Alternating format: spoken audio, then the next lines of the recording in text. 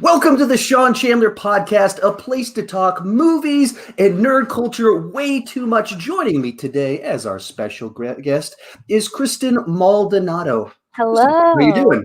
I'm great. How are you? I am doing much better than I was last week. I haven't actually said this publicly yet, but 2 weeks ago today, I lost all hearing in my left ear very suddenly. Oh my God. And I was like, what just happened? And like, I figured it out because I was hearing stuff only out of one ear. And so stuff that I could see coming from over there, I was hearing from this direction. I was like, am I going crazy right now? What's happening? So I went to the doctor. He got me some medicine and to start fixing it. It fixed it a little bit, but then it gave me insomnia. And so last week I made some posts about how, hey, I got to take a couple days off for health reasons. People are like, do you have corona? Do you have corona? I was like, no, it's something else. It's bad. I'm not quite sure what it is. But now I'm like, my hearing's back like 80-90%. And so I'm feeling much better. But anyway, that's enough about me. Feeling better. I've been trying to have you on here for like 3 months now. We started talking like back in February or March because you're actually going to come to Texas. Yeah. And I'm going to have you live. We're going to talk movies, nerd culture way too much. And then the year 2020 happened. Yeah. And it made it very difficult for us to do that. So finally, introduce yourself to us. Yeah, so hey, I'm Kristen.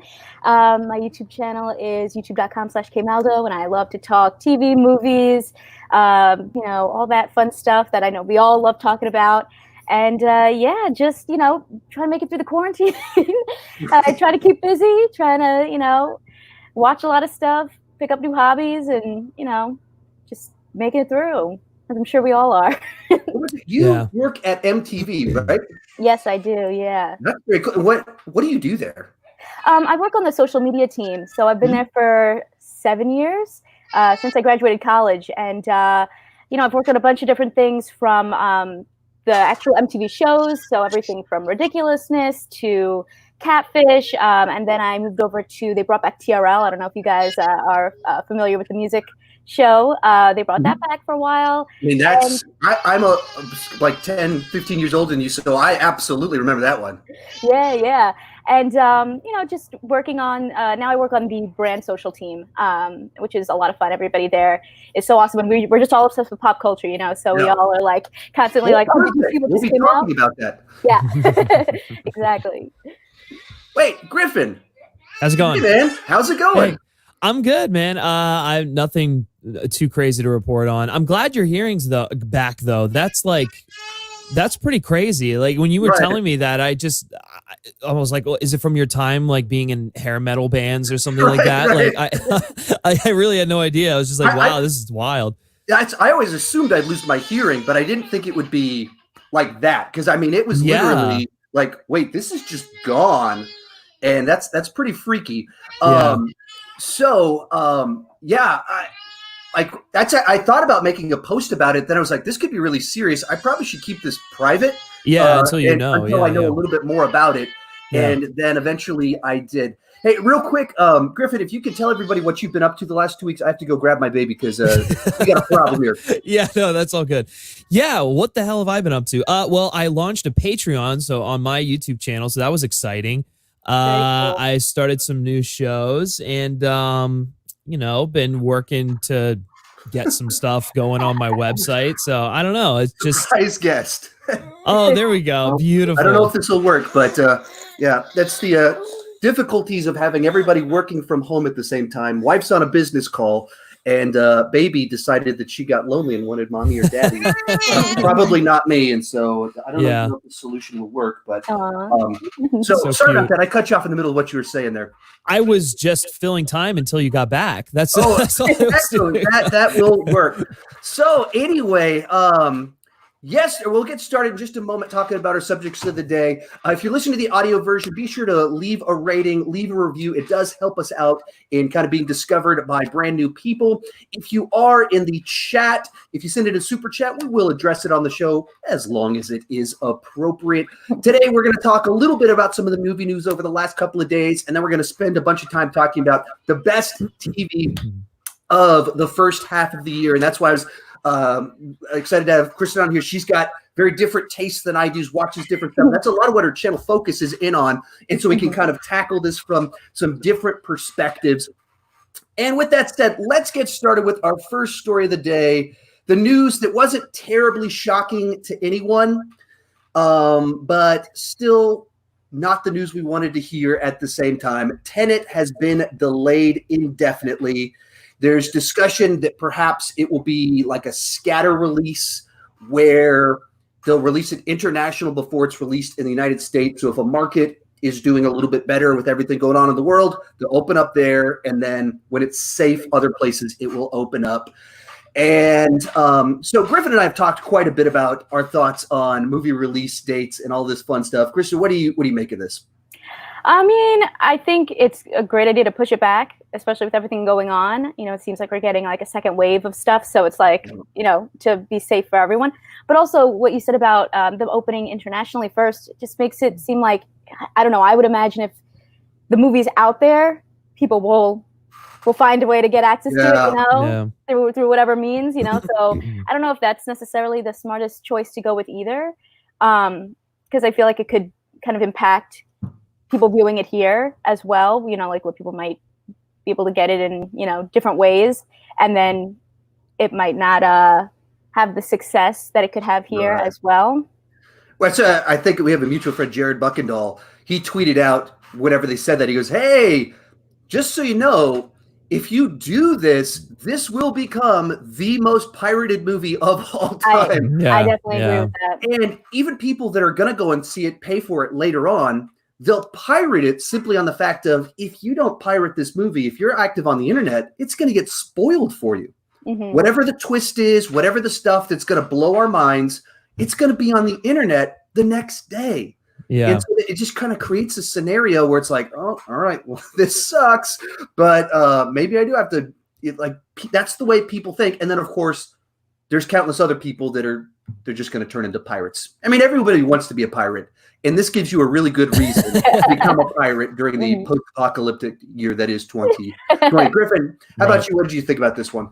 Yeah, surprised? No. But like the fact that they're talking about like doing a non-traditional rollout of the movie makes sense. I mean, there were rumors going around that like it'll release internationally on August 26th or something like that, and then on Labor Day weekend will be when Tenet hits theaters and drive-ins and stuff like that.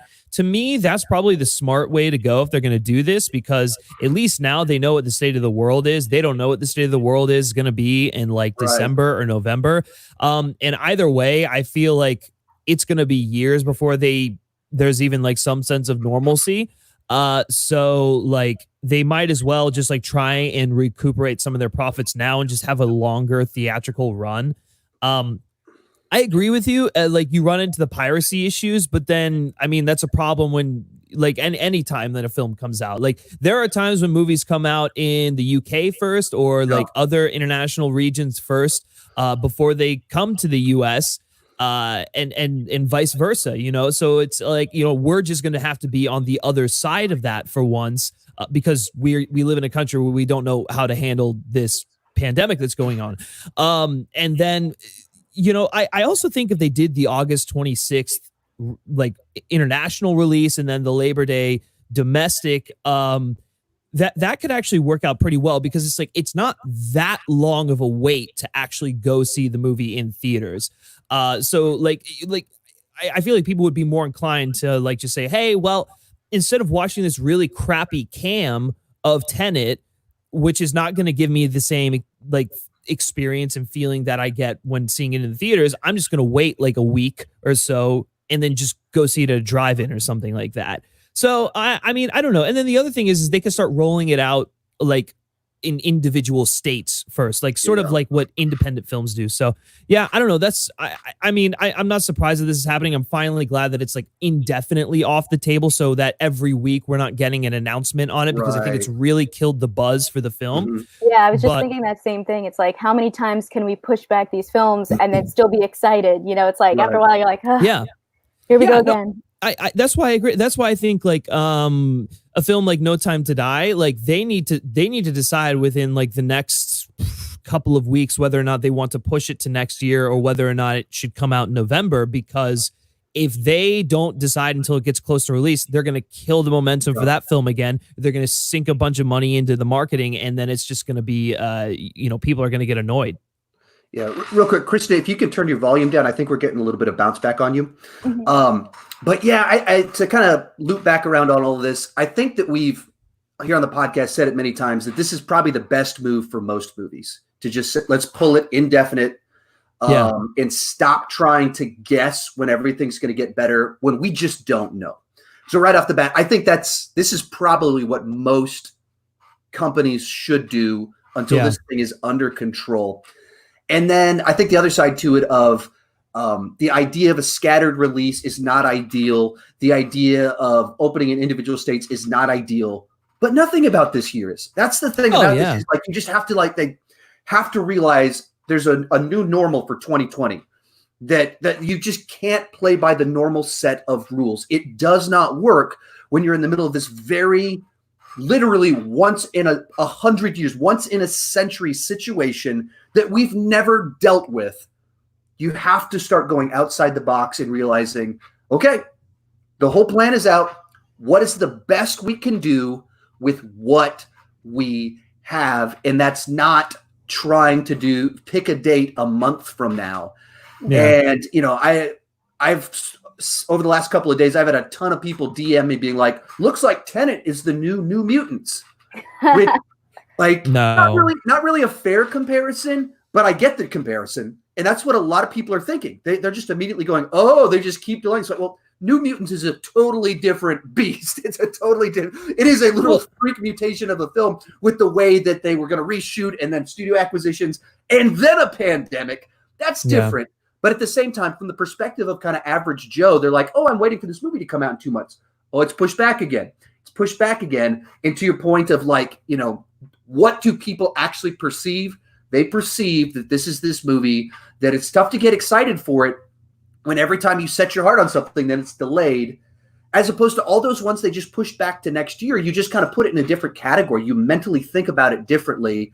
And so you don't have like a false anticipation for it. So I think it's the right move to just, I think everybody should just clear the table for a little bit. If things are awesome 2 months from now, and it's like, no, we are opening up and we're good and we've got control of this, put dates, but do that once we're actually kind of in the clear and not just throwing these Hail Marys, like hoping, man, if we go for it, we'll be good.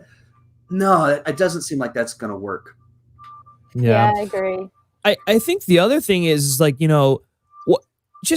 feel like some movies, like some studios are just going to have to release movies. Like they're just going to have to do it and see what happens. So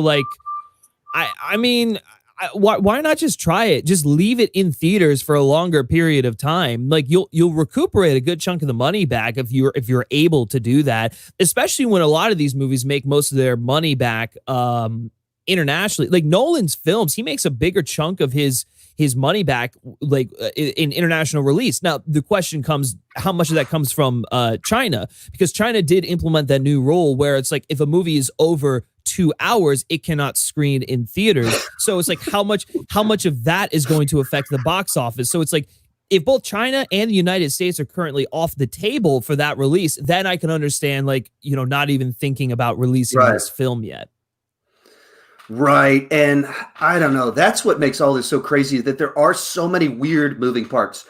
Like, just stop and think how crazy that is that one of the factors on the table about how Tenet is released is that China decided that they won't allow movies over 2 hours long in an era where every blockbuster except Justice League is over 2 hours long. Yeah.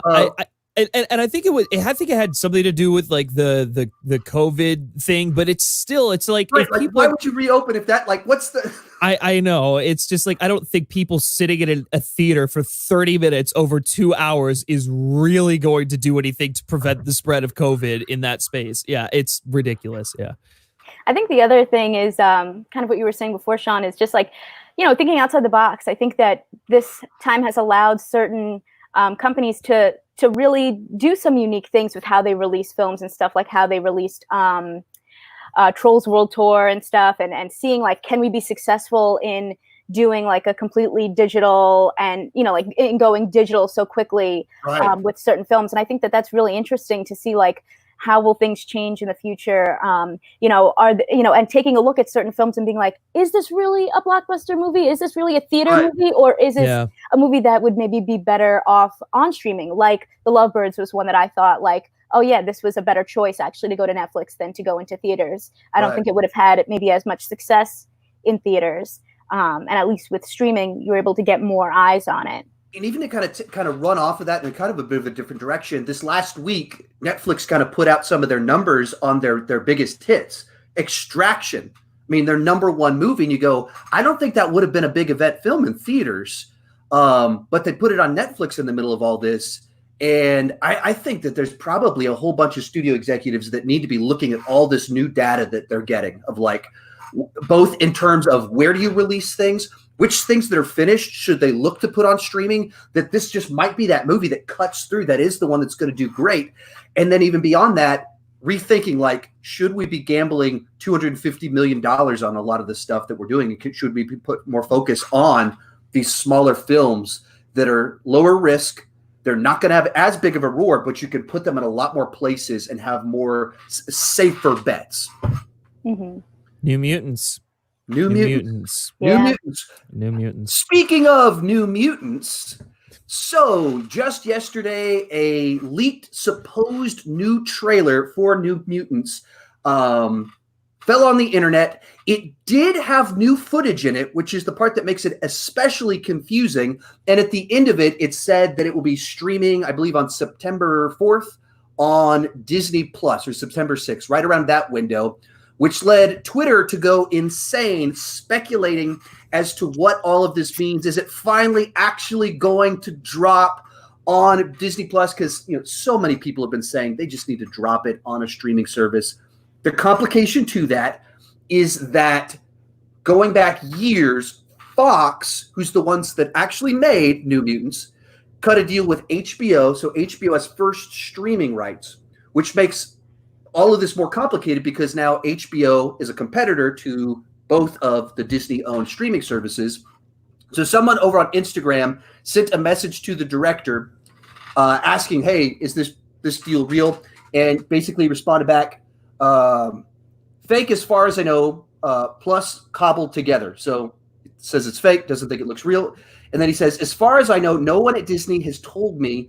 And I think HBO has first run after theatrical and digital release, but that could have changed. So that's what the director had to say about it. That kind of leans into some of the speculation.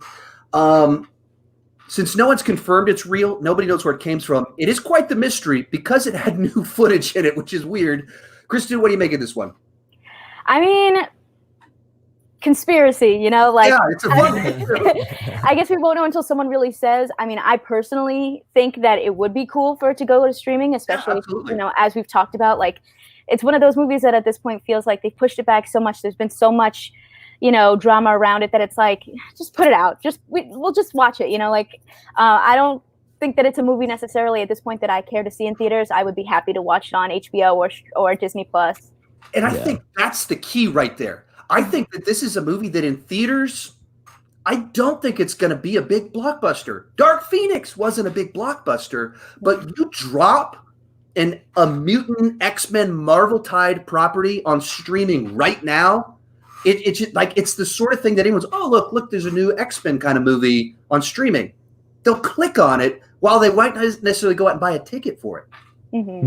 Yeah. I guess I do agree with you. I think that if they wanted to release it in theaters, people might go, like, they could do something where it's like they could show it at drive-ins, they could drop it on paid VOD first. I'm really shocked that hasn't been a consideration. And then, you know, have it be available. That basically just do what they did with Onward. Even though Onward had a small theatrical window, I feel like they could do something similar where, the drive-ins, the paid VOD, and then, like, afterwards, maybe they, like, cut a deal with Warner Brothers, or they buy out a part of that contract that's like, hey, can we just can we just get this on Hulu and or Disney Plus, and then we'll have it on there forever, and then hopefully recuperate some of that money. I mean, I understand the hesitation because they've already dumped so much into this thing, but yeah, I don't know. I'm just kind of tired of talking about films that are like, it's coming out, it's happening, guys, and then it's like, well, no, it's not really happening. It's like this. I don't know. It's like, and then why would they have a panel at Comic-Con if it's not going to come out soon, or they're not going to move it or something like that? I mean, I understand, like, currently its theatrical release is August 28th, which I honestly completely forgot because I just assumed that nothing else was coming out. But like, currently that is the case. I mean, you got to believe that they're going to change it, or they're going to announce something at Comic-Con, because the entire cast is there. The entire or the director is there. Like, everyone involved with this movie is going to be there. So it's like, why would you not say something then? So I don't know. Well, and like a month ago, I would have said, I mean, it's not going to drop on streaming because of this HBO deal. That's just they're not going to give it to a competitor. But then we have this huge spike over the last month where it's like, man, just all bets are off. Like, it does not look like movies are coming out anytime soon. And certainly you can't safely predict anything. And as soon as you kind of get in that situation, you have to imagine Disney's calling up HBO being like, come on, like, what can we do? How can we negotiate free some stuff up, or whatever that looks like? What does it cost? Because obviously we're not going to let you have it. This sucks for everybody. Yeah. Let's cut a deal. And, I have no idea how vindictive HBO Max is. We want to make it. We're going to hold on to this one. Well, here's the thing. Maybe they aren't able to cut a deal, but the film still goes to HBO Max, but they're able to cut a deal where it's like something similar to the Sony one, where like some of the profits still go to Disney. So it's like, at least it'll be on a streaming service, and then HBO Max is great for them. But then if like some of those profits are able to kick back to Disney, it could be like, profitable for both studios. I have no idea. I can't see Disney wanting to do that, especially with a film like that, but where like the potential is there for them to make a lot of money on VOD. So I have no idea. Conspiracy theory. What if that teaser that came out was what they were going to release at Comic-Con, and it got leaked early, and now they have to scramble and change everything because they don't want everyone to be like, yeah, that's what we're gonna do. Yeah, that's entirely true. That's because that was the other thing. Because Daniel Richtman online, who's like Twitter, very well-known Twitter scooper, he said, checked in with the Disney rep. They said that this is fake. And then Skylar Schuler, who runs the Disney Insider thing, who has a lot of connections there, he was like, well, actually, I'm being told that no, this is definitely what they're going down. And I mean, you're not wrong in believing what was told to you, because that's definitely what they've done before. I mean, they did the same thing with Solo.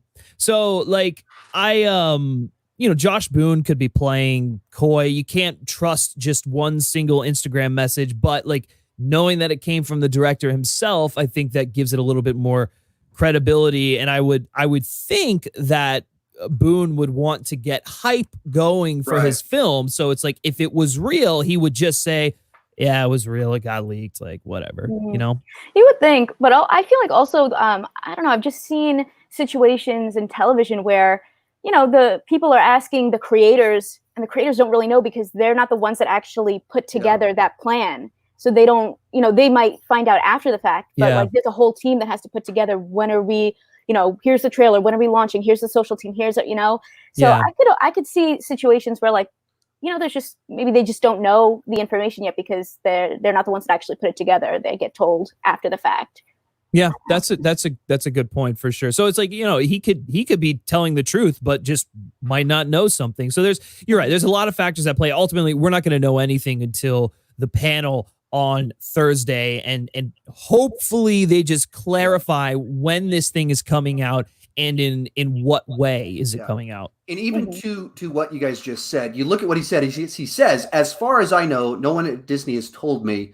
And even like the HBO stuff, like he's saying it the same way we're saying all of this. Like, I think maybe. Maybe. What I heard was, it like that sounds like a guy that is not sitting in a bunch of meetings with Disney high ups and they're like, here's our big plan for your movie. This sounds like a guy that's like, I would love to know too. I mean, they basically retooled his film without him knowing originally when they were like, well, we don't really like what you're doing here, Josh Boone. We don't think that it's scary enough, or we think it's too scary or something like that.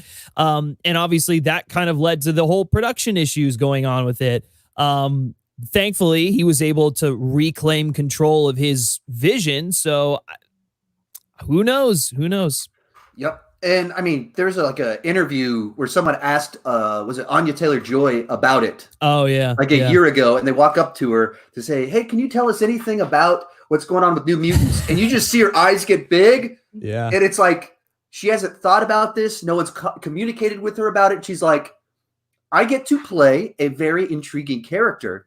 It was fun to work with the people and a great experience. I mean, it was just like as generic. And I'm going to be positive about a thing that I don't know what to say. I have nothing to say. I don't know what's going on. And I haven't thought about this in 10 years because, they shot this movie forever ago. Yeah, that's what's crazy to me is that like the actors now look vastly different from when they shot that movie. Like, I mean, even like some of the older ones, like Anya Taylor-Joy, when she first shot this film, was like right on the onset of when she was coming out and people were like really starting to recognize her. She looks completely different. Like Charlie Heaton on Stranger Things, like went through, I guess, like a lot of personal issues and then also just looks different. Maisie Williams literally grew up on Game of Thrones and like did New Mutants during like when she had a free track while that show was still on. And then like she looks complete. Like it's just so weird to think that this was supposed to come out in 2017? Oh, whoa. Or something like that. I don't even know. I could be wrong. Maybe like 2018 or 19 or something. But I think it was 2 years ago that it was fall 2018, I think. Okay, but that's to say they put the first trailer out 6 months before that, which means they shot it the year before that. And so it's like it was supposed to come out 2 full years ago, and it's been promoted for 2.5 years. So sort of going on a different tangent. So I know when Hamilton came out, everyone was like, well, that doesn't count as a movie. They filmed it in 2016. Well, what about in situations like this where, this movie, New Mutants, was filmed so long ago? Does that, how is that different or similar, I guess, if you know what I mean? I would say that it's different in that Hamilton is a filmed musical production of a Broadway that is already in existence. So while I believe it's a movie, I can understand why people would say, oh, well, it doesn't really count because it was filmed in 2016. It didn't it's just a reproduction of what was already on stage. It's like, how can you count that as a theatrical release? Mm-hmm. Whereas I think with a traditional film, if you were to film that, look at something like Boyhood, because Boyhood was filmed over the span of 20 years. So technically it's like, if you were going by those rules, does that really count? So I think it was less so when it was filmed and more so it's a music. It's literally a filmed musical. Yeah, exactly. Yeah. Mm-hmm. Yeah. And that seems to be entirely what people are objecting to. Like some people will say the 2016 thing, which doesn't really make any sense because of how movies are made. Yeah. But it's because they're essentially just doing the musical and they filmed the stage. And so people object through that. All right. In just a moment, we're going to move on talking about our favorite television of the first half of the year. That's going to start in just a couple of minutes. So panelists, be thinking about that. Comment section. Let us know some of your favorite shows. But we did have a couple super chats come in. First one, CM Waters asks, if this pandemic happened any other year, what's one theatrically released movie that you think would have been ushered to streaming? I think the generic answer is kind of anything that's high concept and lower budget. Low budget being like 50 million or under. Like Blumhouse films feel like prime stuff to usher to streaming because it's like an idea that hooks you. They don't need to make $1 billion. That's the whole Blumhouse model, is that they made a movie for $10 million that makes people go, oh, I'm interested in that concept. Let me go see that. which is perfect for the streaming model, which is like, oh, that's an interesting content. Let me click on that. Like I remember back when I delivered paint, it would be like about once a month I would show up to work and there'd be some new Netflix movie that I hadn't seen a trailer for. I didn't know anything about it, but it was just kind of this high concept. What if the apocalypse happened? And then it has some actor you recognize. And so I'd show up to work and people be like, hey, did you see Withdrawal Syndrome? Or, whatever it would be. I made that title up. And I had no clue what you're talking about. And then they could describe the plot in a sentence and they clicked on it just because it has that, it tickles something in their brain and it's got an actor they recognize to give it credibility. So I think anything like that, the Blumhouse model just stuff seems perfectly primed to go straight over. What are some ones that comes to mind for you, Kristen? I definitely agree with that. Although, I think they have a couple of select ones that I'm like, I think, Happy Death Day, that would make sense to go on streaming. Absolutely, absolutely. The Purge movies, totally.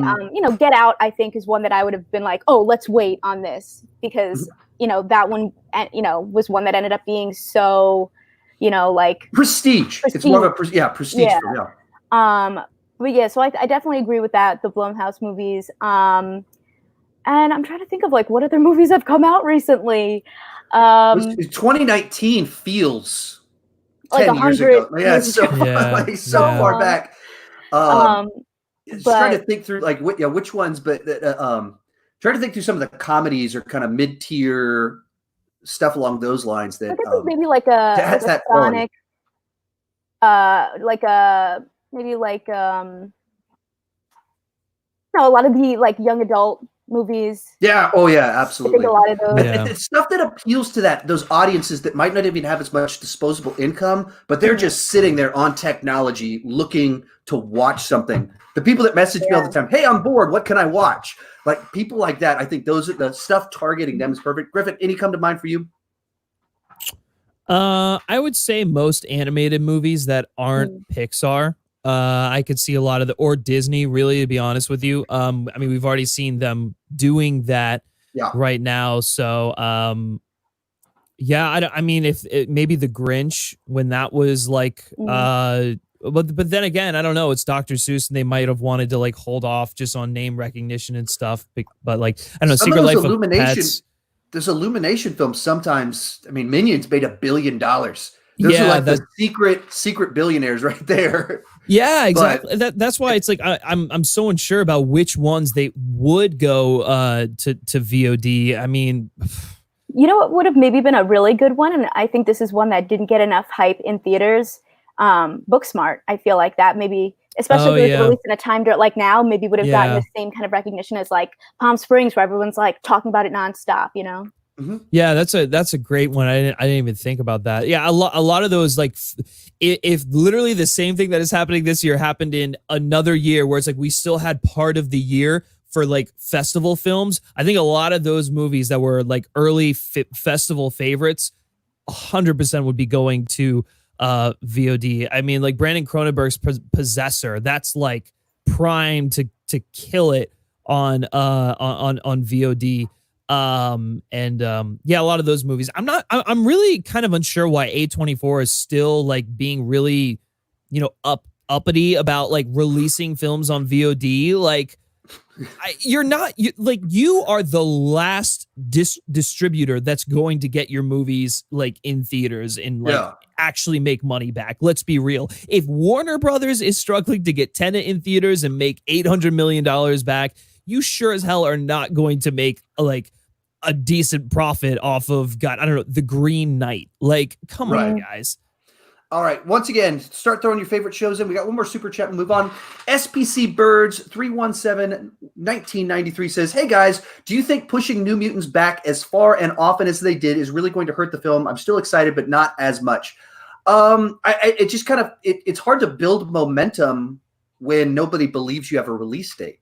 It's hard to build momentum when every time you get excitement, then you cut the legs off of it. And then you build bad buzz when you have a backstory, which is Fox doesn't believe in this. And Fox is, obviously known for cranking out great movies. There's this window where Fox was not making good stuff. And then they were like, we don't even think this one's very good. We want to do reshoots on it. So there's all this kind of bad buzz already surrounding it. Plus it's delayed. And then Disney's like, I guess we'll just release it as it was. And then it's delayed 4 more times. Oh, of course that hurts the momentum. It hurts the buzz. It hurts everything because you can't trust it. And it just doesn't feel like you have a winning product, especially when no one associated with it seems to know anything. That's a problem. Kristen, what do you think? I agree. This is definitely a movie that I'm not anticipating for theaters. Like, I would rather sit at home and watch it, to be honest. So if it goes to theaters, like, I don't plan to go. Perfect. I mean, you're the perfect example. Like, yeah, and like, this is a movie that I would go see. I just feel like at this point, I would rather watch it at home. Right. Any final thoughts on that one, Griffin? No. I mean, like, has it like made people less interested? No, if anything, I think it's brought like a little bit more attention to it, because it's like when it was first announced, it was like the New Mutants. People were just like, well, what the hell is that? Because I mean, it doesn't necessarily say X-Men on it, which I wouldn't want it to, but like still, I think you just look at the trailer and people are like, oh, okay, so it's like a horror superhero movie. Yeah. And then I don't know, I guess with the more publicity that it's gotten in being this infamous movie that just was shot over 2 years ago and still hasn't seen the light of day, I think that's enough to really get people interested. It's like, well, what is this thing going to be? On top of it just being like, you know, an X-Men movie and such. But yeah, I don't know. If they keep dancing around the release date, I think it could get a little tiresome. Yeah. And well, now there's like a mystery surrounding it. There's like, what is this movie? Will it ever happen? Yeah. And anytime you have that intrigue, that does help a little bit. But I even on stuff like that, there's what do we know as people that make shows like this and watch shows like this versus the guy that lives across the street from me that, you know, occasionally across the, you know, yell at him like, hey, did you see that new movie? He's like, no, I haven't even heard of that. Like, what is the average Joe that, of course they love movies because everybody does, but the average Joe sees like 10 movies per year. Yeah, and what does this do for that guy? So I makes them forget that it's even coming out. Exactly. Like, oh yeah, that was a thing that existed. And I think those are the perfect people when everything we said about the streaming version that they'll click that stream button. If they're just sitting, it's 9:00 at night, and then they open up Hulu, Disney Plus, HBO, wherever it is, and they go, oh, a Marvel movie on here? Oh, cool, people will watch it. Like, my God, you have the horror fans who will watch it. Yeah. You have the comic book fans who will watch it. You have people who are just like have heard about it in passing, who are just like, oh, this is now available. Wow. Okay. I'll give this a watch. I mean, if something like Bird Box can like crack Netflix's top 10, how is yeah, exactly. Like, and it's not a good movie. Like, then New Mutants should be just fine. So it's just kind of baffling. Mm-hmm. All right, moving along to our big subject of the day for our final little stretch here. Our favorite television of 2020 thus far. And if we could just kind of put like a whole bunch of different things out there, sell us on what different people should check out, that would be a lot of fun. I've only watched like the most obvious stuff, so my list isn't terribly interesting. Kristen, if you can kick us off, what's something that people should check out, and who's like the target for that show? What do you got for us? Okay, well, one of my favorites of this year had to be the new Babysitters Club series that came out this past month. It is definitely for those nostalgic fans of this series who grew up with it back in the 80s when it first came out, but also for like a new young audience. Like, I think this is something that, you know, like if you have kids, you can watch it with your kids, but you also will enjoy it because they have references to everything from Clueless to Hamilton. You know, you're following these young feminist entrepreneurial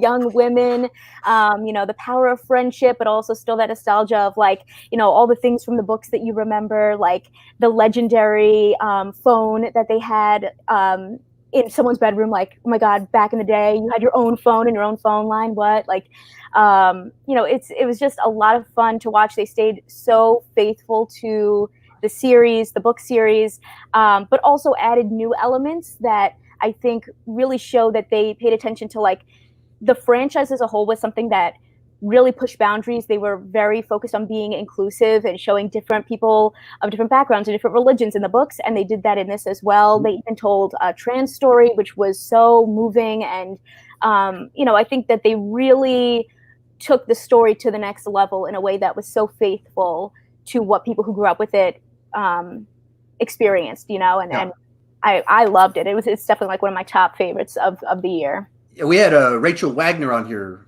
2 weeks ago, and so she started raving about it too, and saying good things. And I guess that's even one of the ways that I reached out to you. It was over because you were praising in the comments on that one, or chat on that one.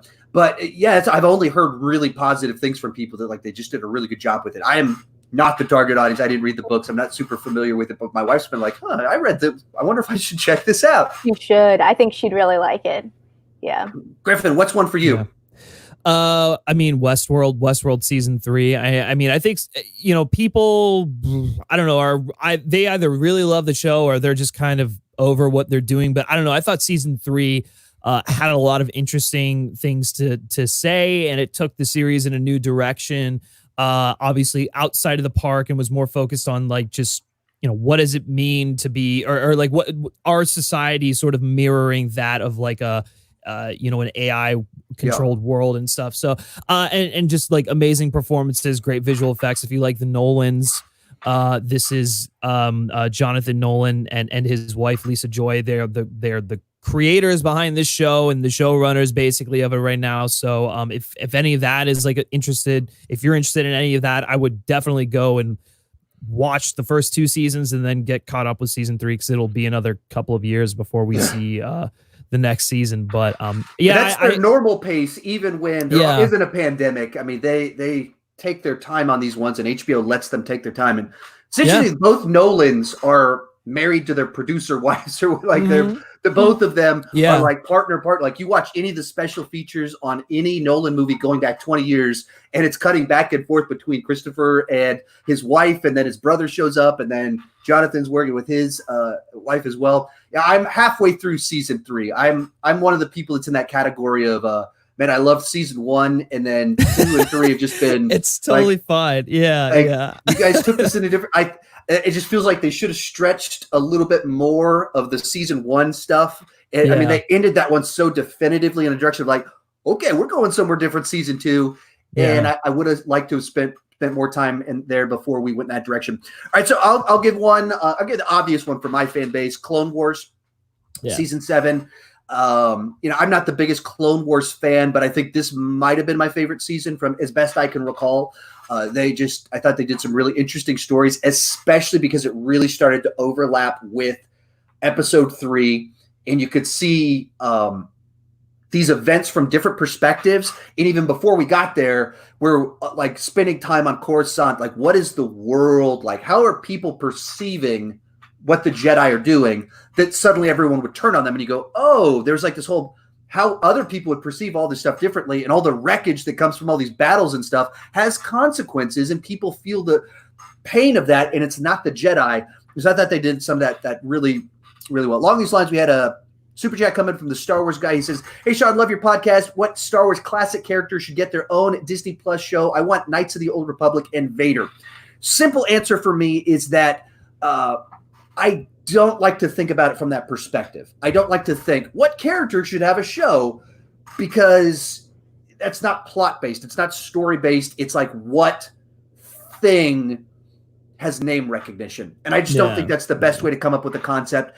I definitely wouldn't want a Vader show, because the inherent nature of the character, watching his day to day, that wouldn't work. Watching him, killing people as the protagonist, that doesn't work all that well. I don't it seems like a great idea until you're like, oh, he's a sociopath that's killing people, and this isn't Dexter. This does not translate properly. Yeah. Maybe there's a story where I could enjoy some of it, but I wouldn't want a full series about that. I think Knights of the Old Republic could be a good show or a good movie. I'd be all for that. The one exception to everything I just said is I think Kenobi sounds like that's a character that we know where he was. We know where he ends up, and you go, what was he doing for 20 years? And I think you could potentially do a Western in the Star Wars universe with him that's interesting. Like that to me, I can get behind that one. But for the most part, I'm not like, oh man, what if we saw like young Yoda? He was only like 150 years old and he was learning to pick up his first table in rocks.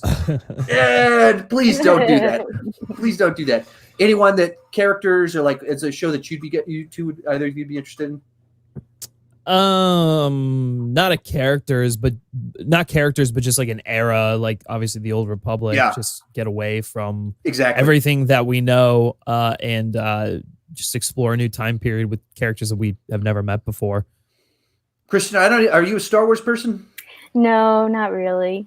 So, like, what's your favorite extended universe book from the early era of the aughts? What do those words mean?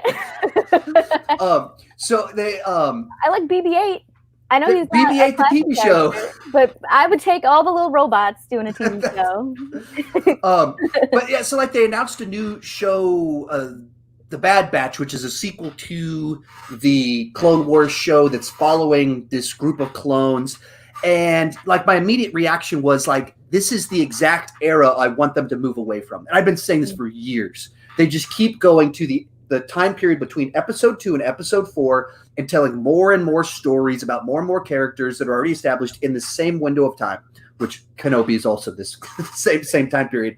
And I just want them to go to a different time period.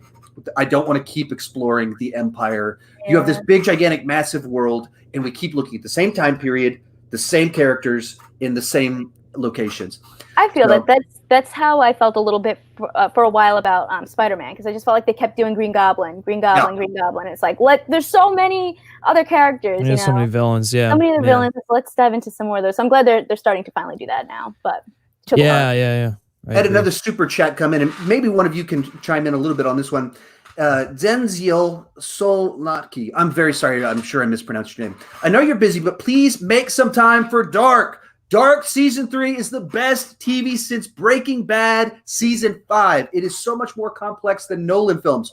Whew! That is a bold statement right there. I don't know if I agree with that. I think it's like a really solid TV show. It's all in German if I'm not mistaken. Okay, so let me pause real quick. Say I haven't seen any of Dark, and I get tons of requests for it. Griffin, sell me on it. Oh God.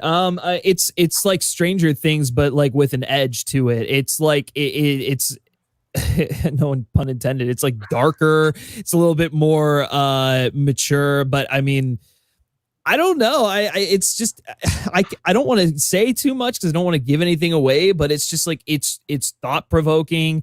And like again, like yeah, if you like the Stranger Things vibes, but like a little less superficially 80s, Dark is probably like up your alley. It is a really solid show. Like it's well acted, well written. You just have to deal with subtitles, which I don't think that's an issue for you, but yeah, I recently learned to read, so I'm pretty pumped about that. I was a little concerned. I have someone next to me reading all the comments to me so I can follow on. Oh. Kristen, what's some other TV that you've enjoyed in the year 2020 thus far while stuck at home? Yes, some other TV that I enjoyed. Man, there's so much. On My Block Season 3 was really good. I love On My Block. I don't know if you guys have watched it, but it's basically following young people, young Black and Latino youth living in East LA, and it's like really funny, but also they dive into some really serious topics involving gang life and stuff. And the first season was great because they had like this whole like Goonies-esque mystery going on, and then the second season got like really deep into like like shootings and stuff and PTSD, and then this third season like continued this mystery that they've been going on, and it ends on this insane cliffhanger where it's like, if they don't get a season 4, I don't know what's going on, because it just like will leave you shook. It will leave you shook. The characters are just, they really have a great balance of being funny, but also dealing with a lot of issues that people go through in life. And it's just such a good show. What was it called? On My Block. Okay. Yes. I have not heard that one. So. Oh, it's great. Yeah. Griffin, what's another show that's been in some great television this year for you? Well, I won't talk about this because it's not up anyone's alley here. But there's the Derek Cianfrance show. I know this much is true with Mark Ruffalo, who plays like two versions of Mark Ruffalo. It's really great. It's an exceptional series on HBO. Which if you're just interested in learning more about it, check it out. But the one that I was going to bring up is it's actually a docuseries. And I'm blanking on the name of it because it's still airing right now. But it's the one where Michelle McNamara uncovered the Golden State Killer. And it is so good. Like the thing I love about it is that it balances Michelle's story with like the actual case of like the Golden State Killer, and it's really a story about how she like uncovered this serial killer. And so I mean I think we're only 3 episodes in right now. I think we're only 3 episodes in right now, but like every Sunday I'll be gone we're getting in the a new dark. episode. Yeah, I'll be gone in the dark. Yeah, thank you. Yeah, I always blank on the name. I keep wanting to say something else, but that's been really interesting. It's like if you are a big true crime fan and you want your true crime fix, this is just like edge of your seat, like riveting from episode to episode. Some great interviews with people involved. Patton Oswalt is obviously interviewed in it because that was his wife. And so yeah, I'm thoroughly enjoying that right now. Speaking of riveting television involving interviews and a compelling crime drama, yeah, talking about 2020, you got to talk about Tiger King. Oh yeah.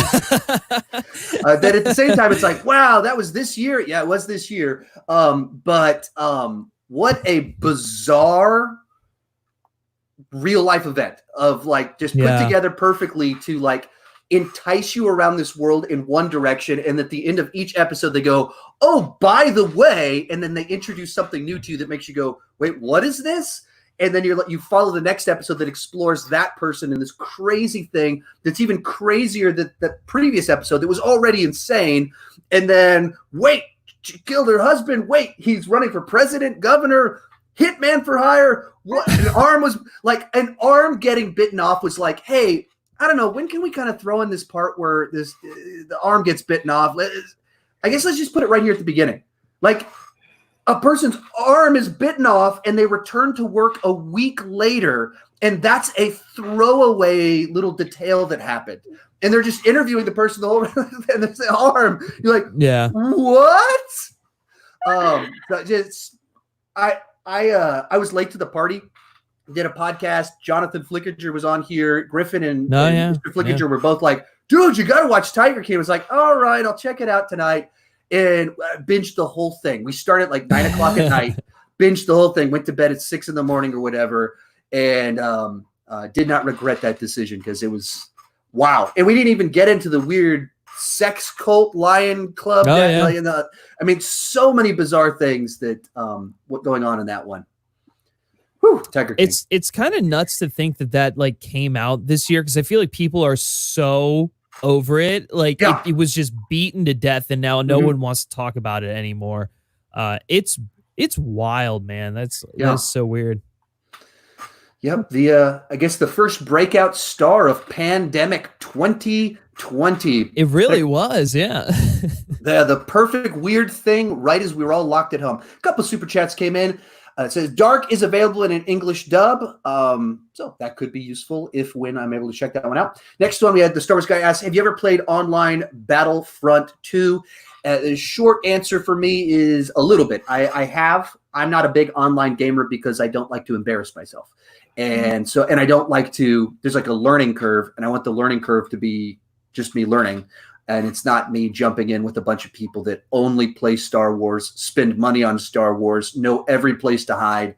So I just jump in and someone as Yoda just slices me to pieces and I'm dead. So I haven't done too much of Battlefront online, especially not recently. But all right, one final round on here. Make some quick TV recommendations. What are some things people should check out while we're stuck at home and movies aren't coming out? What do you got for us, Kristen? Oh my gosh. Okay. Let me list off all my good ones. This year was really big for reality TV for Netflix, which was really cool. They were like trying some different stuff and different formats and how they release stuff. So The Circle and Love is Blind were crazy. And I definitely recommend checking those out. Lock and Key was fun, which is like a comic book adaptation of this series where basically like there's this house that has all of these locks and these kids find these keys and they can do crazy things with them, like, you know, unlock someone's head and see what's inside it, or, you know, unlock a door and they go through and become a ghost. And it was like really fun, a lot of great visuals. Utopia Falls was another fun one that was on Hulu, and it was sort of this strange combination of dystopian story, like Hunger Games, but also like Dancing with the Stars, sort of, and like hip hop. So they were adding like Snoop Dogg was the voice of this like machine that told you all about the things of the past, and they like dove into all this hip hop stuff that was so fun. It wasn't a perfect show, but it was. I really loved it. I don't know. It's a Canadian show. I love a Canadian show. I also really enjoyed all the CW shows during the quarantine. I've just been like, they brought me so much joy. Katie Keene was so much fun. It's like kind of this rose-colored glasses, New York City trying to make it in fashion and Broadway and music. And Nancy Drew, it was like a crazy mystery. If you kind of want a different story of Nancy Drew, where they actually dive into supernatural stuff. And I also really enjoyed Warrior Nun and Upload. So Warrior Nun sounded like, what is this? Yeah. But I think that they set up a story to really go somewhere interesting in season 2 about like, I mean, these women that are nuns, but also fighting evil, because I mean, why wouldn't nuns be the ones that defend us against demons? That makes sense. And Upload, where they, you know, you get to see what it would be like if you could kind of live forever in a virtual afterlife. So those are definitely some of the ones that I really enjoyed so far this year. Griffin, we got a couple for us? Oh man, let me think. Well, you know, I did start The Floor is Lava, so that was that's on my fun list. for a little bit. Okay, yeah. That's on my list. Gotta watch that one. That was fun for a little Speaking bit. of Netflix reality shows, too, from different. Floor is Lava. That one has been on loop in my house the last 3 weeks, and there have been lots and lots of our own games of The Floor is Lava in our living room. Oh, that's fun. Yeah, I was actually going to ask, how many times have you watched that season?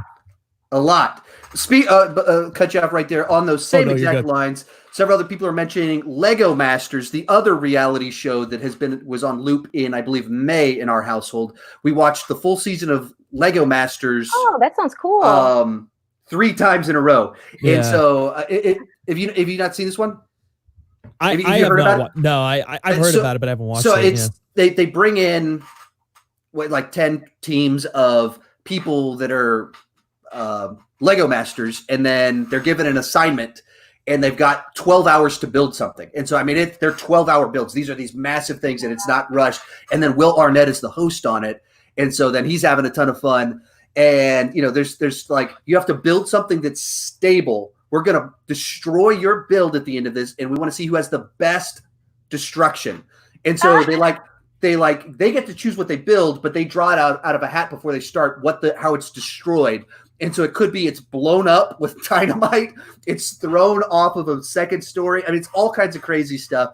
And so we watched, and they had to build a bridge once, and it's like, who can build the strongest bridge? And multiple teams built a bridge out of Legos that could hold 1,000 pounds, and they didn't plan ahead for the show, and so they ran out of weights. And so they were literally grabbing the weights for lights and stuff and stacking it on for one of the, I mean, it's just got crazy. That's that was so one funny.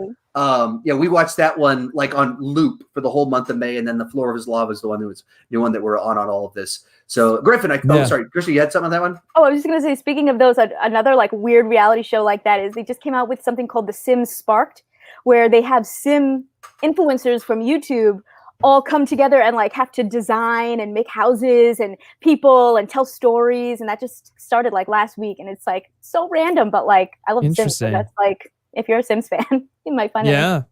Wow, that's pretty cool. A lot of random reality shows out there. Yeah, see, there's no shortage of shows, that's for sure. Griffin, continue. Well, there was Alex Garland's show on Hulu, and I think it was on FX, called Devs. I haven't finished it yet, but I mean, if you like that really, again, high concept, thought provoking sci-fi stuff like Annihilation or Ex Machina, and you just are a fan of Alex Garland, that's really good. There was one that I really wanted to watch, but I haven't seen yet, but I had heard good things about, which was Dispatches from Elsewhere, which was like an AMC series with like Jason Segel, but it wasn't a comedy. It was more of like another weird sort of sci-fi series. I was like, that one I was really interested in, but I haven't checked out yet.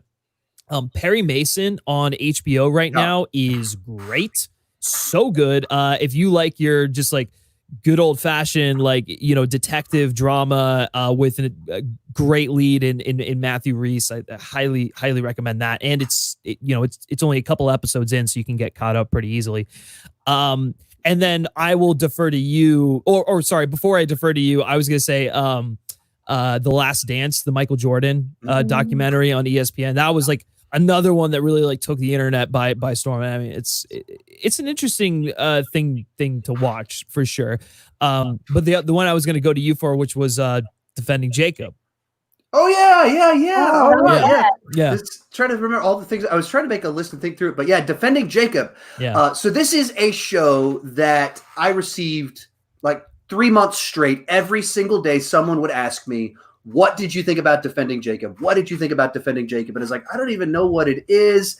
And then appeared on, I believe, Griffin, your podcast, and one of the other guests was like, "Oh yeah, this is what it is." And they sold me in like one sentence. They said the sentence that no one else had said yet. So I finally checked it out, and my wife and I, we watched it in like 2 days or 3 days or something like that. And basically it's this show starring Chris Evans, where he is the DA, assistant DA in this town, and his son is accused of murder. His son's like 14 years old. And the entire show is based around the response to that. Like, do they believe their son? Why is their son doing some of these things? And you're kind of going through it, and they keep giving you conflicting information. They keep showing you something that makes you go, he's guilty. Or they show you something and you go, wait, he's not guilty. Or they show you something that, at least in terms of a court case, this would be reasonable doubt. But then they show you something else that you go, this kid's a psycho no matter what. And so you're watching the parents and their reactions because of their different backstories and their different backgrounds. And you learn about, like, Chris Evans, his family history, and you learn about the different things that they didn't share with one another. Really, really compelling stuff. Yeah. Until the last episode. And it felt like my parents, my mom and my sister said the exact same thing to me. It was so good. So good. And you're tracking along with each one of these twists and turns, and even kind of like Tiger King, where at the end of every episode, they reveal something new that makes you go, oh, okay, that's what's really going on. Okay. And then the last episode felt like they condensed the crappy second season into a single episode. That's what it felt like. Like, you get to it, and in 10 minutes they resolve everything from season 1. Like, it's like, tied a nice little ball or package or present. It's all tied up. A nice bow. Bow's the word I was looking for. Then immediately it shifts into, it kind of does something different with it, and you're like, wait, what are we doing right now? Like, wait, what is happening right now? Huh? Like, this is starting to feel a little bit ludicrous. And then it like does even more kind of twists, and it's all in one episode. It's like so much plot all in this like one final episode, and you're like, oh wow, like I was so excited for what you were doing. And then, is it a limited series? Limited series. It's based off a book. Oh, so maybe they were just like, well, we only have this amount of episodes. Get it done. and I don't know if the book also had the same exact ending or what, or if they went, man, this should be 2, or I don't know, but man, it was frustrating. I believe they changed a lot of that stuff from the book. That from my understanding, because my mom and my sister both read the book, and they had the same reaction that you did to the ending, and they were like, oh, well, they changed the ending a bit, and it didn't quite work, but the show as a whole is still like really good. It was so frustrating because 9 episodes or 7, whatever the episode count was like just really solid, compelling, drew you in, felt like believable characters, or like you could understand why they were having this tension. It was built episode by episode, and then it just kind of falls apart. Falls apart. It was just too implausible, too convenient, to like all of the different words all thrown at once, and then you get to the last little shot and you're like, really? Like that is so unsatisfying for a show like this, and what's kind of promised, the central questions that you're pondering throughout the run of the show, and then you get to the end, and it just absolutely did not satisfy at the end. But like I said, it was so good for so much of the runtime, and unfortunately, it did not land the ship for me. Another one that a bunch of people are asking about in here, if you watched Unsolved Mysteries Revival on Netflix, it was great. I'll go split the difference on that one. I didn't think it was great. I thought some of the episodes were really good and some of them were not so good. So Unsolved Mysteries is this show that I grew up with. It's huge back in the 90s, and basically it's all about unsolved mysteries, murder mysteries, alien abductions, haunted houses, any weird unsolved mysteries. They would do episodes about it. The old version, it would be like 3 segments per episode. Here's the best part about all this. Here's the best part. And back in the year 1990, they did a segment about my great-great-grandmother's disappearance. So my family history was on Unsolved Mysteries back in 1990. On my second channel, Sean Chandler Vlogs, I kind of told the whole story about it and linked to where you could watch the whole little segment.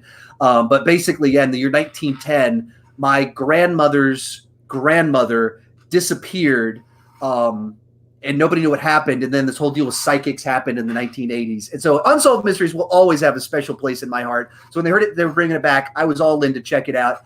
And I really dug the first 2 episodes. They switched the format, so it's like basically 45-minute long segments on these mysteries.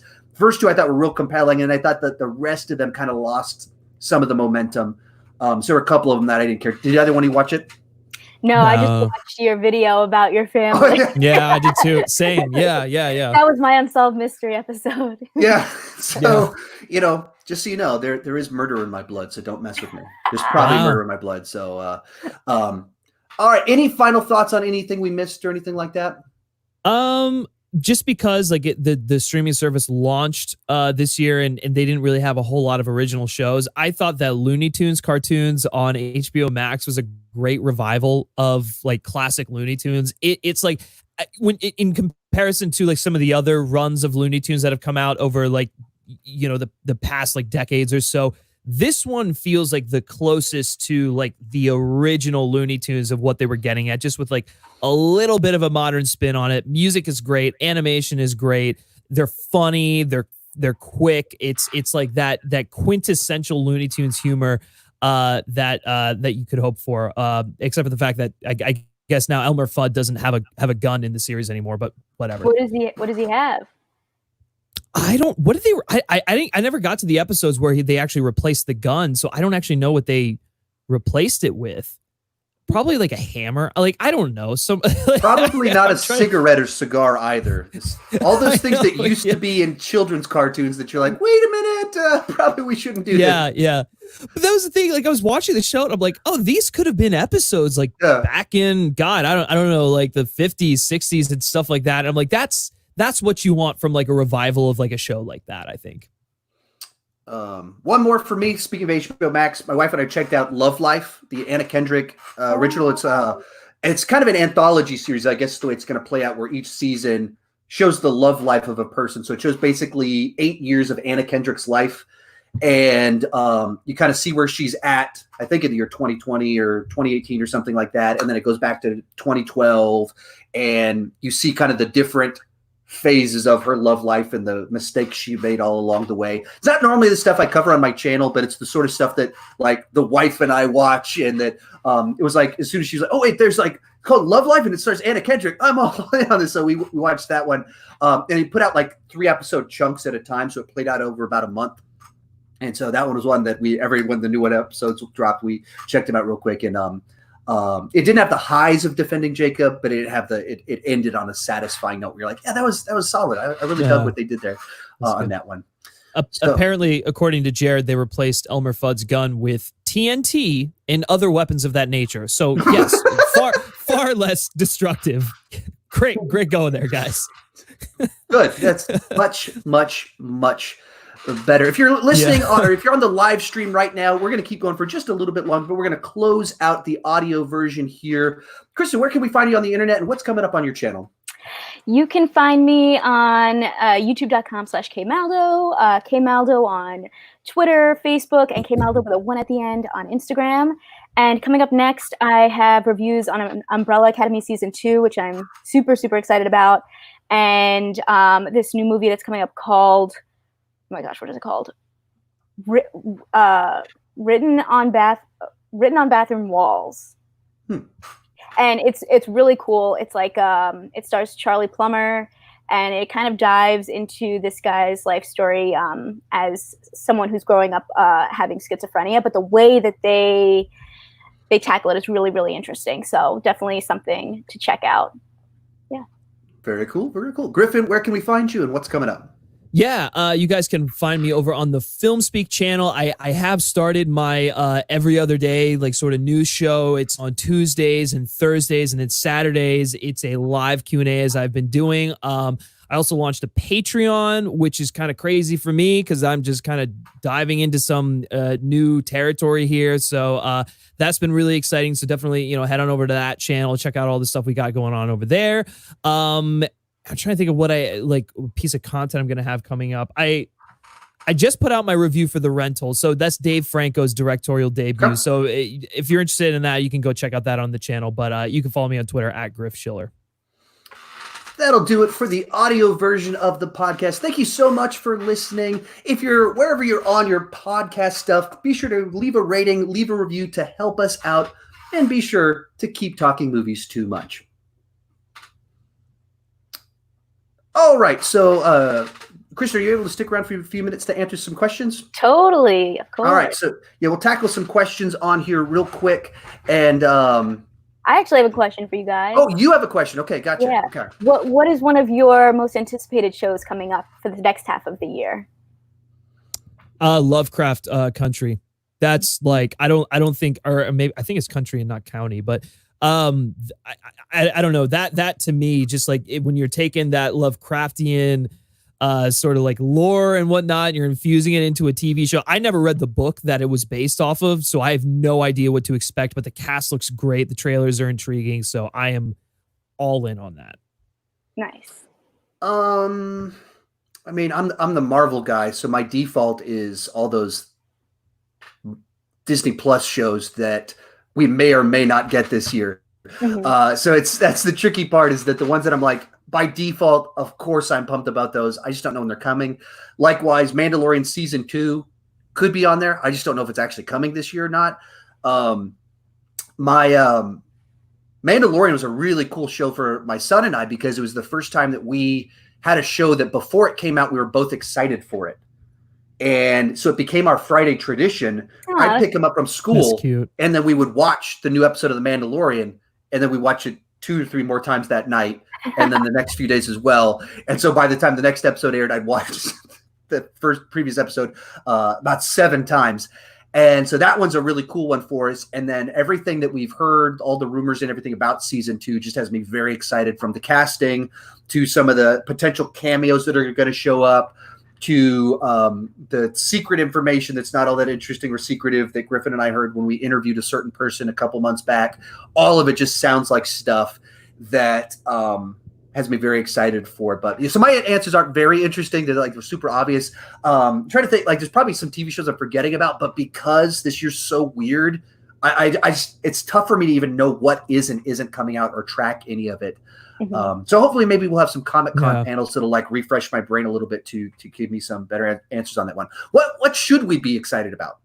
I mean, I'm excited for Umbrella Academy Season 2. I'm excited for The Boys Season 2. Oh, yes, The Boys. I think that's there we go. Yeah, there we go. Yes. I didn't even watch the trailer. I forgot about it, even though it literally was last week. But I haven't watched the trailer because sometimes I'm like, I'm going to watch this anyway. So I didn't check it out. I just don't want to see anything going fresh. But absolutely The Boys. Sorry, I'm sorry I cut you off. Oh, those are the 2 that I'm really, really excited for. But Trinkets Season 2 is coming back. That's gonna be its last season. I'm curious to see what they do with that. I'm trying to think of what else is coming out. Those are some of the ones that are coming out in the next like month or so that I'm like, all right, I can't wait to see what we're gonna do. And I feel like Netflix is just constantly like every minute dropping another thing. I'm like, oh, I'm excited for that. I'm excited for that. I'm excited for that. So yeah. What's tricky with Netflix, I don't think they have the best job of marketing their stuff, and they put so much stuff out that it's tough to even know what isn't coming out. Mm-hmm. That's where I'm sure they'll have some surprise thing I don't know about that I'm going to love. So we'll see what comes with that. But yeah, hopefully this next week. Does Comic-Con start today? Yeah, technically, yeah, it does. Yeah. So hopefully over the next few days we'll get some trailers, find out maybe some official release dates on some of these things. That would have me very excited to know what I'll be watching while I'm stuck at home and movies aren't coming out. Yeah. Mm-hmm. Totally. So I'm glad you actually asked that question, because that was a great follow-up question that I'm actually going to cut into the audio version of this. Beautiful. I made a note to myself, like, all right, be sure to cut that question, because that's the perfect way to close out what we're talking about. But a super chat comment. Everybody just start throwing your questions in there. We're going to dive in, answering yours in just a second. Oh, I'm covering up Griffin's face there. It's okay. I'm not that attractive. It's fine. Sean, good to know you're feeling better. Yes. Just my eyes. I can't do it. I got it. Throwing me off too much. Hey, Sean, good to know you're feeling better. If you don't know, I lost hearing in my left ear if you didn't catch the beginning of this last week, and it's almost all back. Would you ever do a video where you rank your top 10 favorite action scenes in the comic book movies? If we're not getting any movies until 2020, sure, that sounds like a hit. That sounds like something my audience would love. Yeah, absolutely. There's a lot of things like that as soon as I opened myself up to top 10s as a regular weekly part of my channel, it became clear that there's hundreds of top 10s that there's demand for, that people would be interested in, that would be fun to talk about. Even better, that are easy to write and easy to make. So absolutely, that's something I would have fun doing, and that I'm sure would, even if that you mentioned, I'm thinking about it like, should I do that soon? Because it feels like solid stuff. Yeah, all the action movies are coming out this month, I feel like. Mm-hmm. Yeah. Okay, trying to find a nice question.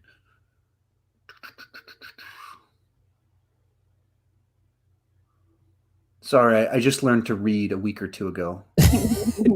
No, it's okay. Did you guys see that trailer for Project Power with Joseph Gordon-Levitt and good. Jamie? Yeah, that looks great. It looks like a lot of fun. So I'm hoping that delivers. Yeah, I'm excited for that one, and probably one you guys might not be interested in, but Work It, which is like a dance battle type of Netflix. I don't know if I've even heard. Is that another Netflix one?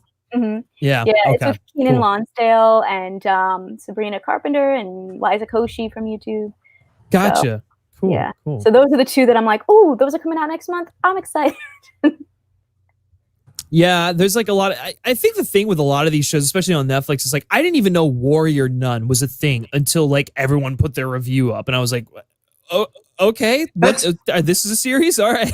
Someone had asked me if I was going to review it, and I was like, because the name it sounded kind of cheesy, but then they showed me the trailer, and I was like, oh, actually, that looks pretty cool. Okay, maybe I'll watch it.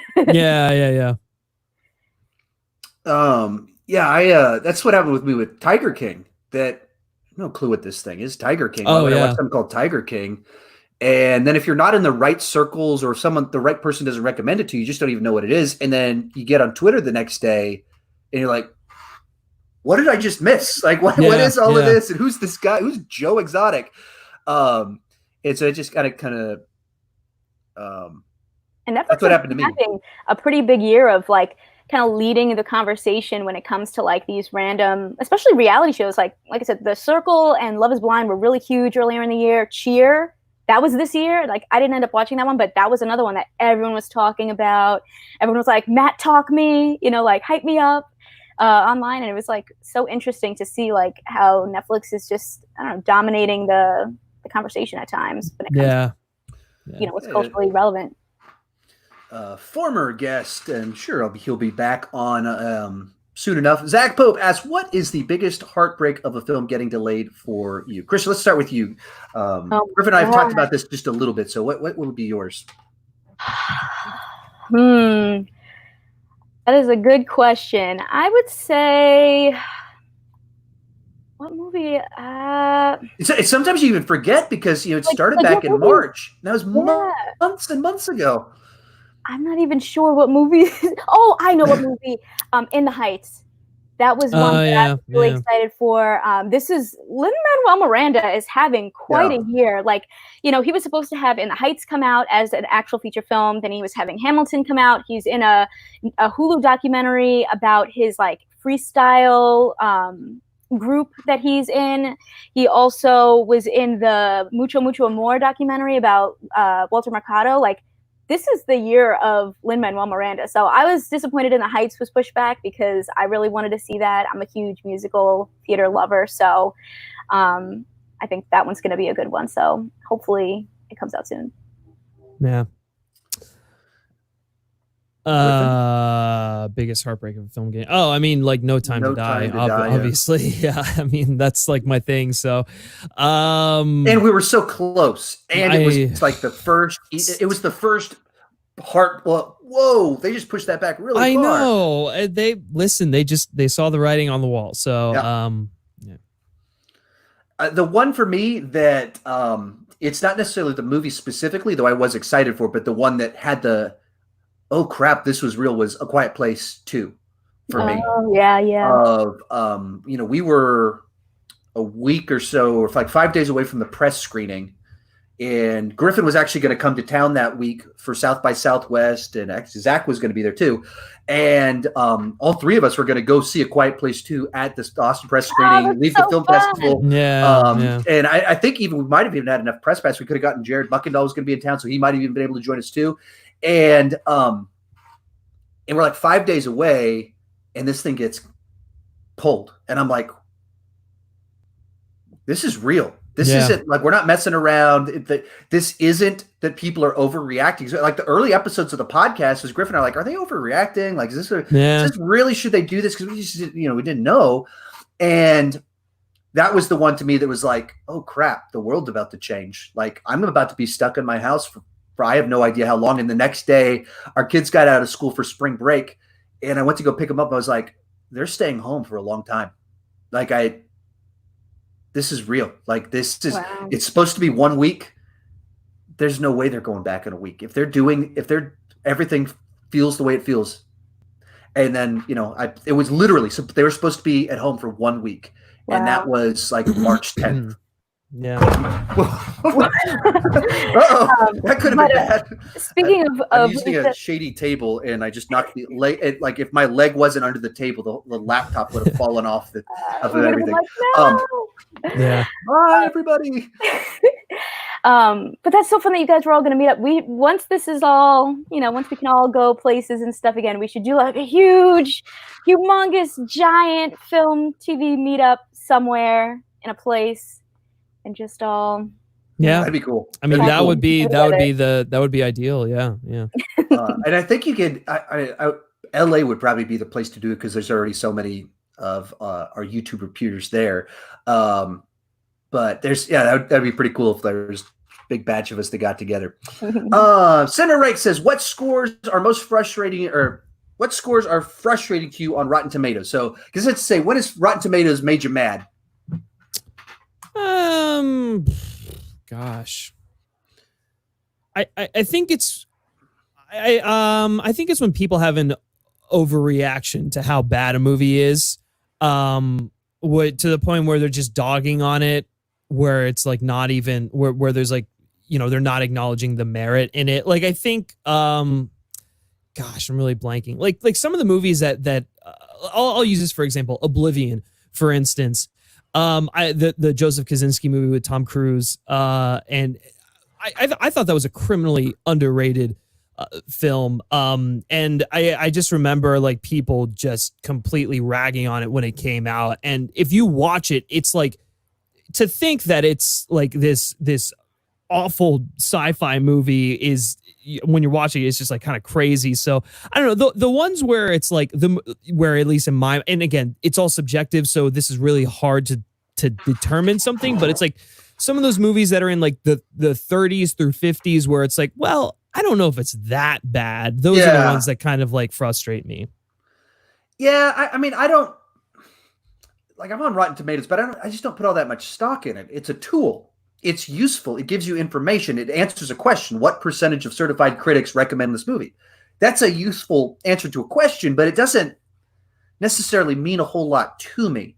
There's some that I'm confused by in one sense, like Man of Steel. It's still like, wow, is this in the 50s? But at the same time, if you have conversations with people, that seems to reflect a lot of what's true. There's somewhere it's the thing that frustrates me is the misconceptions about it, that a 90% means that, oh, it's a 9 out of 10. No, that's not what it means. It means 90% recommended of a certain group of people, like of certified critics. And that's more my frustration, the misunderstandings of what the numbers mean, as opposed to I get mad about a specific score. Besides the accountant score made me mad. There we go. There's my pick. Yeah, that's another one.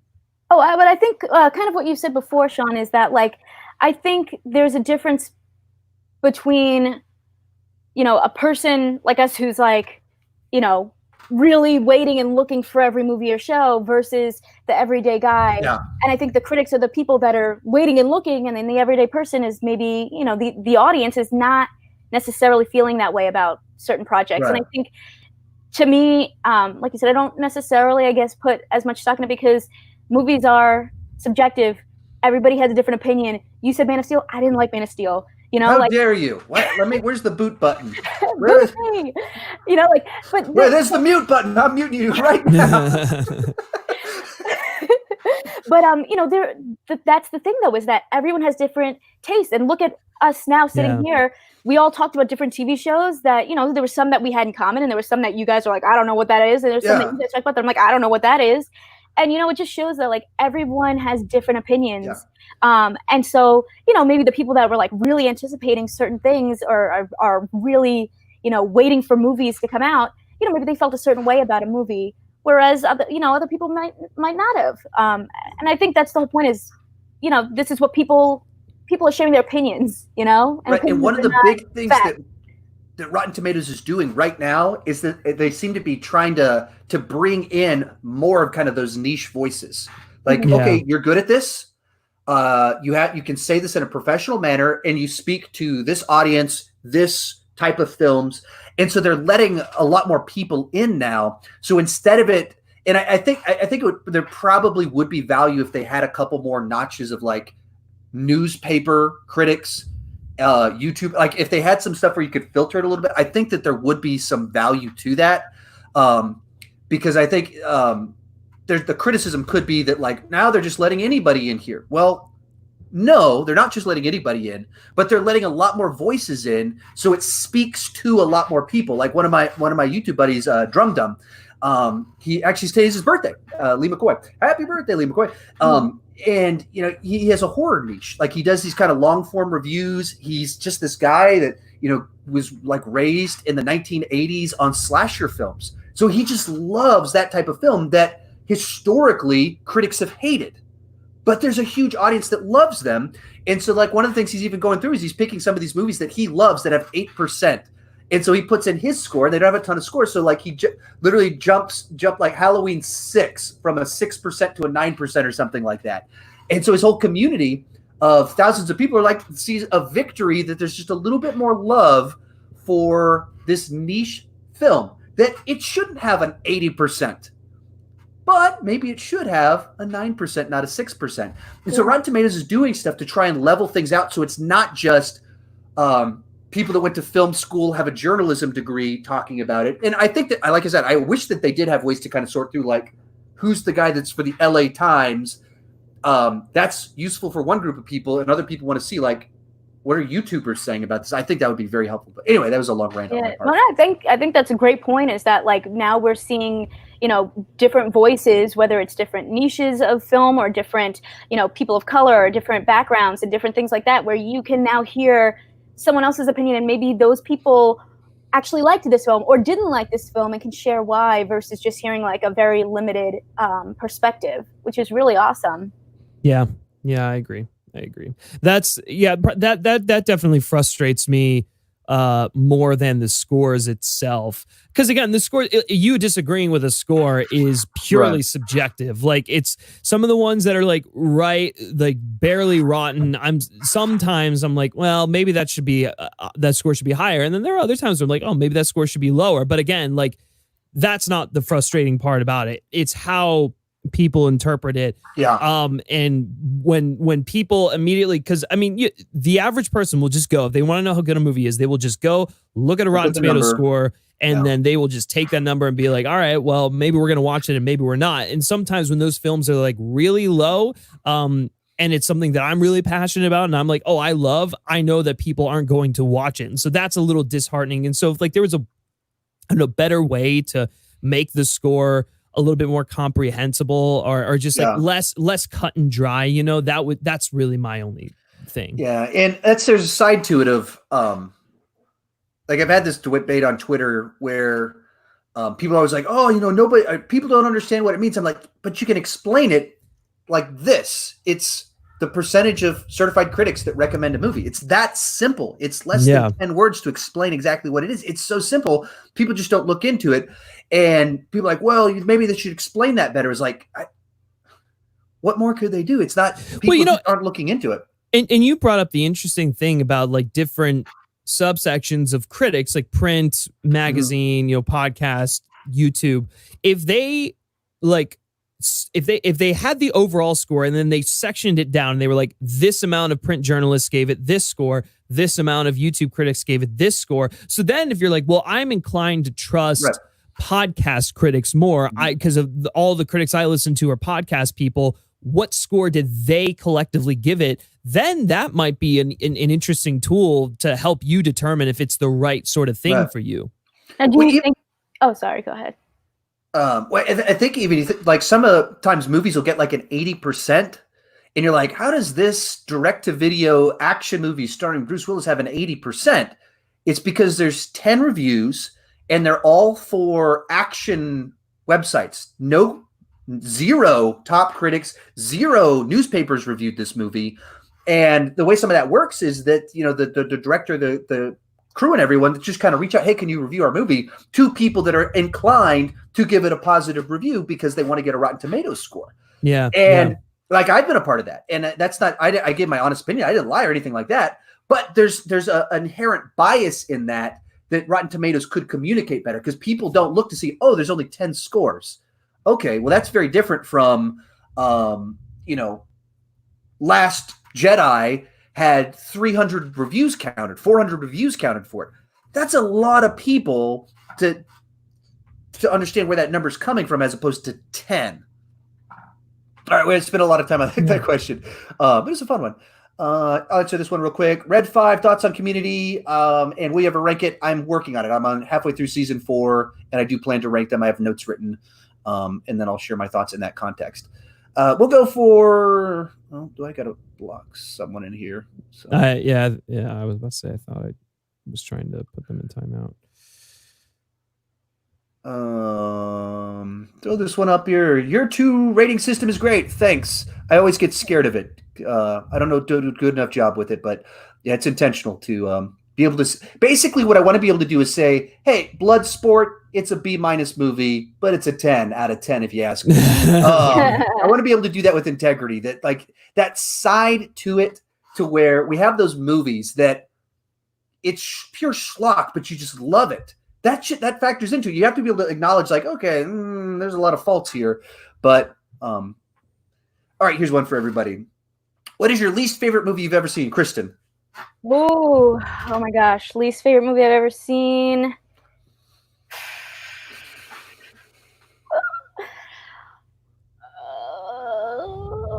I need a minute. I need time to think. Griffin is The Rise of Skywalker. No, I know people. Yeah, like in the. People always like to grab those ones that we pick on. It's like, no, that's a disappointment. Disappointment. There's a maybe biggest disappointment. Gotcha, but that's the thing. It's like I'm not going to passionately like dog a movie that is my least favorite film of all time. Like I'll sit through it. I'll just get mad about it, and then I'll like forget about it. a film like The Rise of Skywalker is a massive disappointment because it's like there's potential there and you just completely botched it. And especially when it's the end of a trilogy. But specifically to the question, my least favorite film of all time. I mean, I have always like loathed Joe Wright's Pan. I thought that was just like a bizarre, really like uncomfortable and like weird movie that had no idea what it was doing, and just it took so much effort not to walk out of the theater, and it was just an absolute disaster. I have flashbacks of when I saw that in theater, and it was so bad. So I don't know. That's been my go-to for the longest time, but I've never really like thought about what is my least favorite movie of all time. So I don't have a real answer, but my least favorite movie of this year was Scoob. Oh. Griffin, you love Scoob. What do you think about that? I don't hate the movie. Like I think it's good, but like it's good. I get why people don't like it, because it's like it's like taking the Scooby-Doo legacy and just like basically taking a crap on it. I get why people don't like it. I've just like, I don't know. I was able to look past it and like have fun with it, I guess. I don't know. Or maybe how many times have you watched it? Once. 8 times. 8 times. The biggest Scoob fan. Or maybe my least favorite is Man of Steel. I'm sure I'm offending everybody in the chat. I mean, where's that mute button? I like Man of Steel then. If I have to really, I'm like trying to think like, what movies do I really not like? I don't like that one. How dare you? How dare you?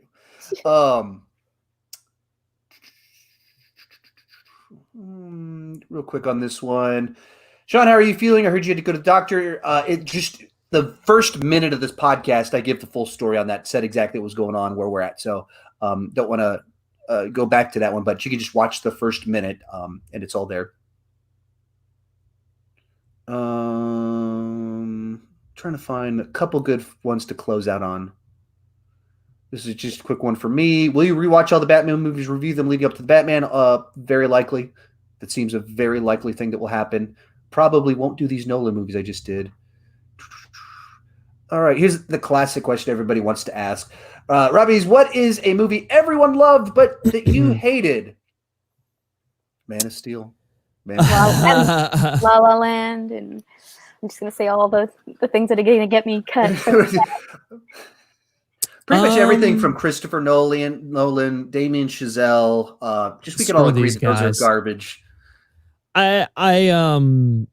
Again, I don't hate this film, but I was not as high on it as everyone else. I always say Blade Runner 2049. I thought it was good. It's not great. There, I cut him off there. Go. Yeah, I knew. Someone had to do it.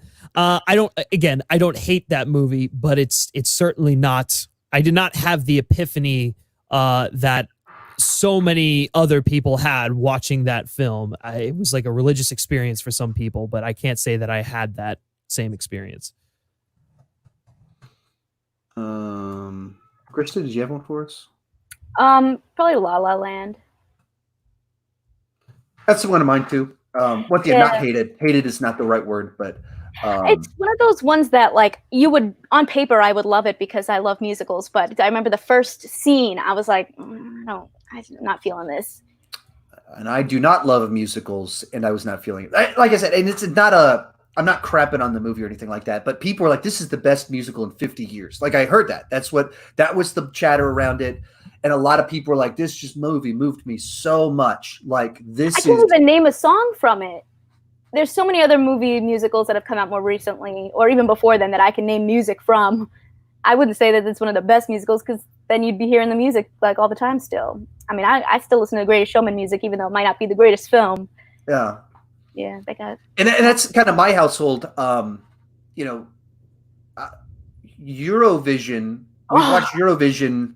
I loved it. Or put it on for bed about 15 times, and I gave it a negative review. The music's great. But the music, I mean, it's just on loop in our house. Yeah. And so, like, literally, I'm not. 15 might be a low number for the number of times that I've seen the first 30 minutes of that movie, and I've seen the whole thing, like 8 times. And it's one of the movies that I gave a pretty negative review to. But it's strange how movies have weird reputations with us, and like when you first watch it, you go, I don't think the humor worked on this. I don't think the movie worked. And then something about it clicks, and especially with musicals where it can just transcend everything else. Nothing else really matters. The music worked, so that movie's on loop in our house. Yeah, I loved that movie. I think Rachel McAdams showed she can do everything. Every single thing she does, she's so good. Yeah, Eurovision was another one. Was like that was just such a bizarre viewing experience for me. I don't know. Yeah, we watched it twice in my house, and that's not something I don't usually repeat.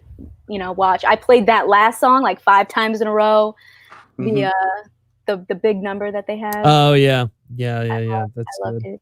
Yeah, it's a good number. Best original song, maybe. Who knows? I would go contention. For it. Yeah. All right, let's go ahead and close out there. One more time for the people watching live at the moment. Kristen, where can we find you? You can find me at kmaldo on Twitter, YouTube, Facebook, and on Instagram. If you add a little 1 at the end of there, you can find me. And I'm just always talking about movies, especially TV.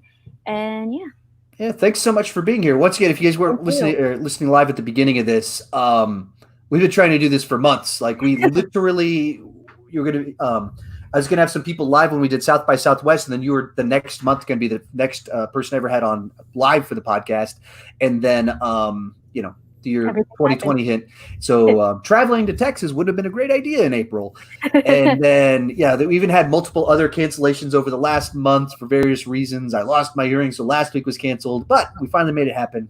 Yes. It's been fun. Griffin, where can we find you? Yep, you can find me over on the Film Speak channel, and then you can also follow me on Twitter at Griff Schiller. That'll do it for today. Thanks, everyone, for tuning in. We'll be back next Wednesday at 11 a.m. Central Time, in theory. Sometimes we move it around a little bit, but that's the plan, to be back. Theory. And, I guess we'll hopefully have a whole bunch of really cool comic cons. I didn't even thought about this. The first time it occurred to me that, I have a podcast now where I could just do my whole coverage in a single place. So maybe, actually, come to think of it, I might even see if we can switch the day on that, do an exclusive one to change the day around, because that would make a lot more sense to the day after it's done. Let's talk about everything that they dropped. So maybe that'll be Sunday, Monday, whatever that is. But bye-bye, everybody. Bye. See ya.